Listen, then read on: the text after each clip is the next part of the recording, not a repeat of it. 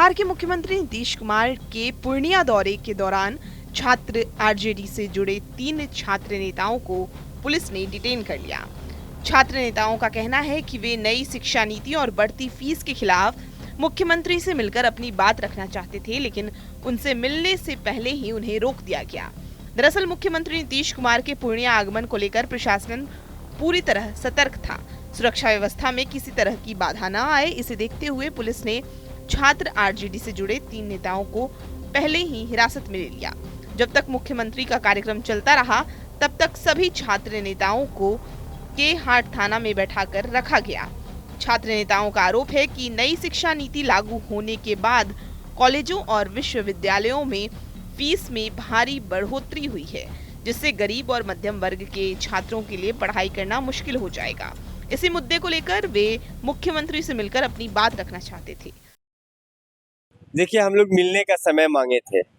मुख्यमंत्री महोदय जब इस यात्रा के दौरान पूर्णिया आ रहे हैं, तो पूर्णिया के जो लोकल मुद्दे हैं, जो विश्वविद्यालय संबंधित मुद्दे हैं, उन पे हम लोगों को ज्ञापन देना और अपनी आवाज़ को उन तक पहुंचानी है।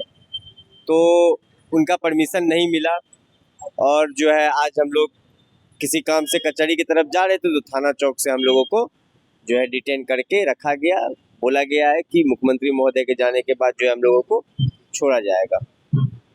क्या कारण क्या है? सरकार डरती है कि उनकी पोल ना खुल जाए। आज आप देख लीजिए कि बिहार में चंद मिनटों पे हर 3 या 4 मिनट 5 मिनट पे एक दुष्कर्म की घटना घट रही है, हत्याएं हो रही है, जो है खुलेआम जहरीली शराब का वितरण हो रहा है, होम डिलीवरी हो रही है, जो है युवा जो है नौजवान जो है वो लोग परेशान है, कहीं कोई सुनने वाला नहीं है। और जब हम लोगों के जैसे युवा अपनी आवाज़ को बुलंद करते हैं, अपनी हक की लड़ाई लड़ते हैं, तो जो है हम लोगों को डिटेन कर लिया जाता है।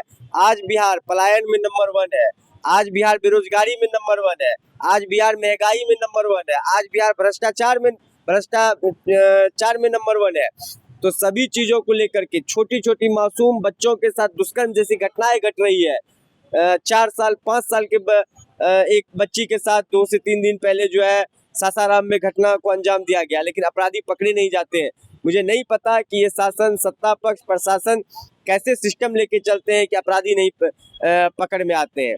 तो इन सभी चीज़ों को लेकर के मुद्दाएं अनेक हैं। हम लोग मुख्यमंत्री महोदय को ज्ञापन देने का जो है हम लोगों का इच्छा था, लेकिन चूंकि ये लोकतंत्र की हत्या हो रही है और सिर्फ बिहार में ही नहीं पूरे देश में अगर आप देखिए तो जो भी लोकतांत्रिक तरीके से कार्य करते हैं, जो अपनी आवाज़ को लोकतांत्रिक तरीके से बुलंद करते हैं, उसको कहीं ना कहीं सरकार के द्वारा दबाया जाता है, कुचला जाता है।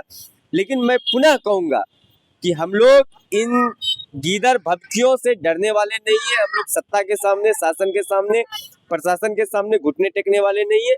हम लोग मजबूती से लड़ाई को लड़ेंगे और अपनी हक की बात अंतिम सांस तक करते रहेंगे। पिछले बार भी इस तरह की घटना हुई थी आपके साथ, इस बार भी फिर हुआ। क्या लगता है कि सरकार इस तरह से जो है डर रही है? पिछले बार भी जब मुख्यमंत्री महोदय आए थे तो हम लोगों को डिटेन किया गया था और जो मामला बहुत बड़ा मामला ही बना था और हमारे नेता आदरणीय तेजस्वी प्रसाद यादव जी ने भी इसमें हस्तक्षेप किया था उस समय में।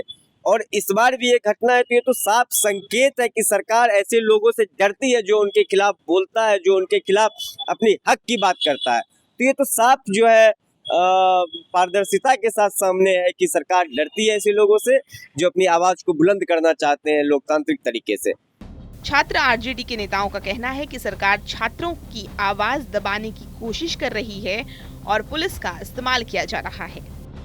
हम लोग को अगले बार भी डिटेन किया गया था। जब इस राज्य में जब छात्र आवाज़ उठाते हैं, जनता आवाज़ उठाते हैं, प्रशासन के सहारा लेके सरकार, हम बिहार के इतिहास में सबसे कमज़ोर मुख्यमंत्री नीतीश कुमार है, जो प्रशासन के नक्शे कदम पे चलते हैं।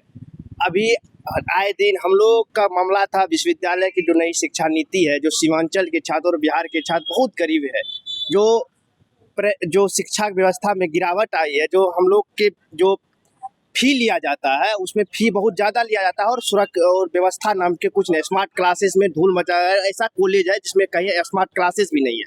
और पूर्णिया आए हैं मुख्यमंत्री जी, आज आए हैं, ताम झाम लगा हुआ है। और पूर्णिया से मात्र 5 किलोमीटर के नगर थाना अंतर्गत पड़ता है। वहाँ का एक 48 साल की महिला और मुसहर समाज की महिला के साथ दुष्कर्म किया जाता है, उसको प्राइवेट पार्ट में छेड़खानी किया जाता है। अभी तक 10 दिन होने के बाद पूर्णिया पुलिस के द्वारा कोई अपराधी को अभी तक गिरफ्तारी नहीं हुआ। जब पीड़ित परिवार के नगर थाना जाता है तो उसी को धमकाया जाता है। मुख्यमंत्री जी जब पूर्णिया आए हैं तो हम लोग ये भी बात रखना चाहते थे कि आप के नगर जाइए, वो मुसहर समाज की बेटी से मिलिए, परिवार से मिलिए।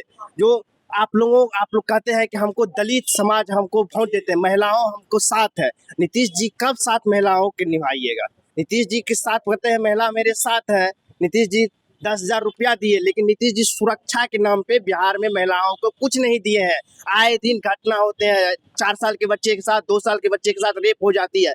यह सरकार में जब छात्र आवाज उठाते हैं तो उसको कलम पकड़ने वाले हाथों को डंडों तोड़ा जाता है। हम लोग अभी भी डिटेन करके रखे, जब तक मुख्यमंत्री रहेगा तब तक हम लोग को डिटेन करके रखेंगे। हम लोग समाजवादी लोग हैं, हम लोग नीतीश जी से डरने वाले नहीं है। नीतीश जी आज है फिर चले जाएंगे। हम लोग सत्ता के आंख में आवाज देके बुलंद आवाज, आंख में आंख डाल के आवाज सवाल करने वाले लोग हैं।